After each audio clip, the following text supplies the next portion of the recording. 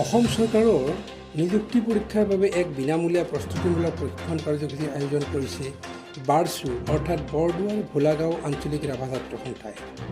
অহা মে' মাহৰ পৰা তিনিমহীয়াকৈ এই কাৰ্যসূচী চলিব।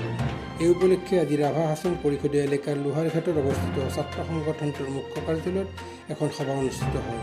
ছাত্ৰ সংগঠনটোৰ সভাপতি কমলেশ্বৰ ৰাভাৰ পৌৰোহিত্যত অনুষ্ঠিত হোৱা উক্ত সভাত উদ্বোধনী ভাষণ প্ৰদান কৰি নিখিল ভাৰত ছাত্ৰ সন্থাৰ কামৰূপ জিলা সমিতিৰ সাধাৰণ সম্পাদক অশোক নংবাগে ভাষণ প্ৰসংগত তেওঁ কয়, আমাৰ অঞ্চলটো শিক্ষা অৰ্থনীতি আদি বিভিন্ন ক্ষেত্ৰত অতিকৈ পিছপৰা।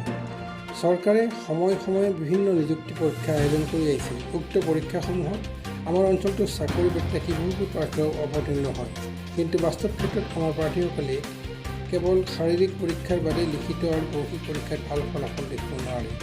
ইয়াৰ ফলতেই আমাৰ অঞ্চলটোৰ প্ৰাৰ্থীসকল চৰকাৰী চাকৰি লাভৰ ক্ষেত্ৰতো পিছ পৰি আছে। আমি এই প্ৰশিক্ষণটোৰ জৰিয়তে লিখিত আৰু মৌখিক পৰীক্ষা প্ৰস্তুতি সম্পৰ্কত অধিক গুৰুত্ব আৰোপ কৰিম। লোহাৰঘাট চৰকাৰী মজলীয়া বিদ্যালয়ৰ ইংৰাজী বিভাগৰ শিক্ষক জীৱেশ্বৰ বড়োৱে চাকৰি প্ৰাৰ্থীসকলে সন্মুখীন হোৱা কঠিনতাসমূহৰ বিষয়ে আলোকপাত কৰে।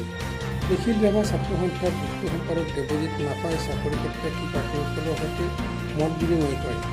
সভাখনত সমল ব্যক্তি হিচাপে উপস্থিত থাকে বিজয়নগৰ আৰক্ষী চকীৰ ভাৰপ্ৰাপ্ত বিষয়া অমৰজ্যোতি কাকতি আৰু বন বিভাগত নতুনকৈ নিযুক্তি লাভ কৰা ফৰেষ্টাৰ নৱজ্যোতি দাসে। নিযুক্তি লাভৰ বাবে চলোৱা প্ৰস্তুতিৰ সময়ত বহুজনে বিষয়ে লাভ কৰা বিভিন্ন অভিজ্ঞতা উপস্থিত থকা চাকৰি প্ৰত্যাশী প্ৰাৰ্থীসকলৰ আগত ব্যক্ত কৰে।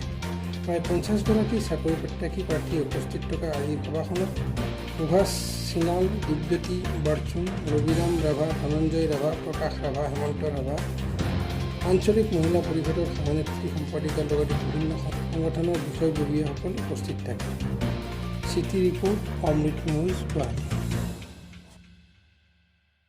অমৃত প্ৰবাহ অসমীয়া সাপ্তাহিক কাকতৰ ডিজিটেল সংস্কৰণ অমৃত নিউজ, সত্যৰ সন্ধানত অমৃত নিউজ।